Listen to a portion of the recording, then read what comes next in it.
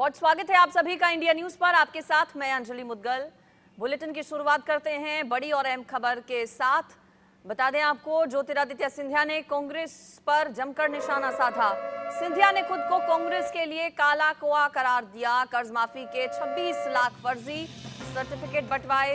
कांग्रेस ने मुझसे भी फर्जी सर्टिफिकेट बंटवाने का काम किया। पुरानी कहावत है, झूठ बोले कौवा काटे, सिंधिया की तरफ से कहा गया। कांग्रेस पार्टी पर पूरी तरह से आक्रामक सिंधिया नजर आए। कांग्रेस का साथ छोड़कर बीजेपी में शामिल हुए केंद्रीय मंत्री ज्योतिरादित्य सिंधिया की तरफ से कांग्रेस पर बड़े आरोप लगाए गए।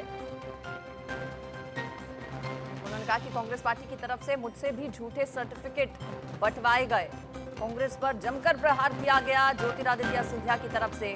सिंधिया ने खुद को कांग्रेस के लिए काला कौवा बताया। कर्ज माफी के 26 लाख फर्जी सर्टिफिकेट कांग्रेस पार्टी की तरफ से बंटवाए गए और उनमें मैं भी था। मजबूरन मुझे भी कांग्रेस की तरफ से सर्टिफिकेट झूठे बांटने पड़े, सिंधिया ने कहा। पुरानी कहावत है, झूठ बोले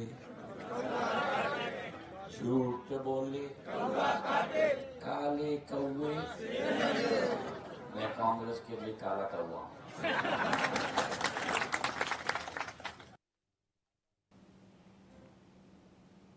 सिंधिया के वार पर पूर्व मुख्यमंत्री कमलनाथ ने पलटवार किया।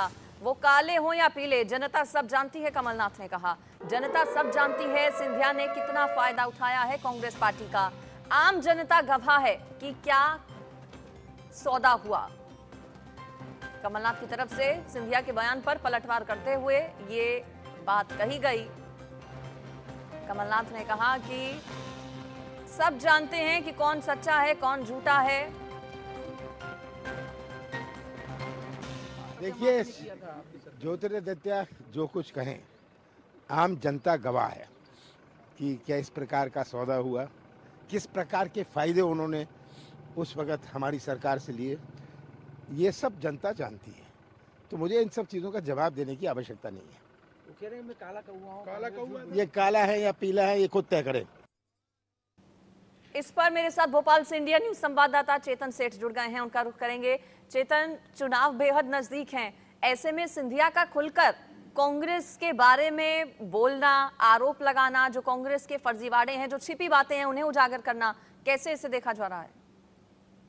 साफ तौर पर देखिए, जिस तरीके से नजदीक चुनाव आते जा रहे हैं और 17 तारीख को मध्य प्रदेश में मतदान होने हैं, उससे पहले कांग्रेस और बीजेपी में दोनों में जुबानी जंग छिड़ गई है। ज्योतिरादित्य सिंधिया कल अशोकनगर पहुंचे थे और वहां पर जनता को संबोधित कर रहे थे।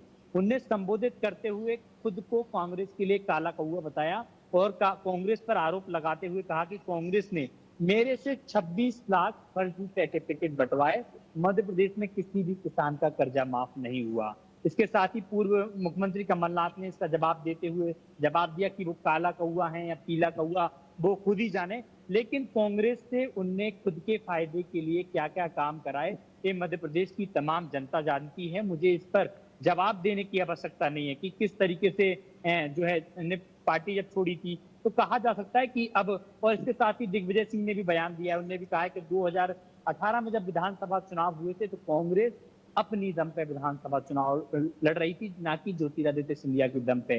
और यही कारण है कि जब 2020 में जब मतदान हुए थे, उपचुनाव हुए थे, और उस उपचुनाव में कांग्रेस को उतना नुकसान नहीं हुआ था जितना होना चाहिए। तो यानी कि कहा जा सकता है कि कांग्रेस अपनी दम पर चुनाव लड़ी थी। लेकिन कर्ज माफी की बात अगर जिस तरीके से हो रही है तो खुद ज्योतिरादित्य सिंधिया ने जब कांग्रेस में थे तो उस दौरान कई ट्वीट किए और ट्वीट के माध्यम से और बयानों के माध्यम से मध्य प्रदेश की तमाम जनता को बताने की कोशिश भी की गई थी कि ज्योतिरादित्य सिंधिया सर्टिफिकेट बांटते नजर आ रहे हैं। और कई, खासतौर पर ग्वालियर चंबल इलाके में कई जगह किसानों के कर्ज माफ हुए थे। ज्योतिरादित्य सिंधिया मंच से सर्टिफिकेट देते नजर आ रहे थे, बयान दिए थे और लगातार मंच से इस बात को कहते नजर आ रहे थे कि कांग्रेस सरकार और कमलनाथ सरकार लगातार किसानों की बात सुन रही, उनके कर्ज माफ कर रहे हैं। लेकिन अब मध्य प्रदेश में 2023 का विधानसभा चुनाव है और ज्योतिरादित्य सिंधिया इस चुनाव में बीजेपी का प्रचार प्रसार करते हुए नजर आ रहे हैं। तो कहा जा सकता है कि अब बीजेपी के पक्ष में जिस तरीके से प्रचार हो रहा है तो कांग्रेस पर अब वो तंज कसते हुए नजर आ रहे हैं। और ये भी साफ है चेतन कि किसान कर्ज माफी इस बार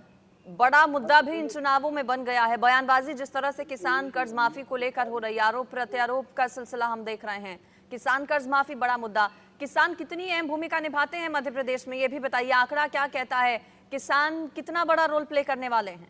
देखिए, साफ तौर पर जिस तरीके से कांग्रेस और बीजेपी दोनों ही पार्टी किसानों को मनाने की कवायद यहाँ पर कर रही हैं, लेकिन खास तौर पर कांग्रेस के पास बड़े वो मुद्दे हैं जिन किसानों को 2018 में जब कांग्रेस की सरकार मध्य प्रदेश में आई थी तो लगभग 2 लाख रुपए से कम का जिनका कर्जा था उन किसानों का माफ हुआ था।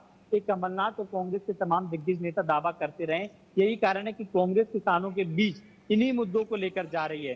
कांग्रेस ने अपना वचन पत्र जारी किया था, उस वचन पत्र में भी एक बार फिर किसानों की कर्ज माफी की बात दोहराई है और माना यह जा रहा है कि बीजेपी भी किसानों पर फोकस कर रही है और यही कारण है कि अब आने वाले समय में चुनाव में बीजेपी का परसों 6 तारीख को माना जा रहा है कि मध्य प्रदेश में मैनिफेस्टो लॉन्च कर सकती है और उस मैनिफेस्टो में भी बताया जा रहा है कि किसानों के कर्ज माफ की बात, किसानों को लाइट देने की बात या तमाम प्रकार की किसान के वोट बैंक कैसे साधा जाए, इन प्रयास दोनों ही पार्टी कर रही है। ठीक है, शुक्रिया आपका चेतन इस पर पूरी जानकारी देने के लिए। तो देखिए, बीजेपी और कांग्रेस किसानों की कर्ज माफी को लेकर आमने सामने हैं। आरोप ज्योतिरादित्य सिंधिया की तरफ से लगाए गए कांग्रेस पर, पलटवार में कमलनाथ सामने आ गए।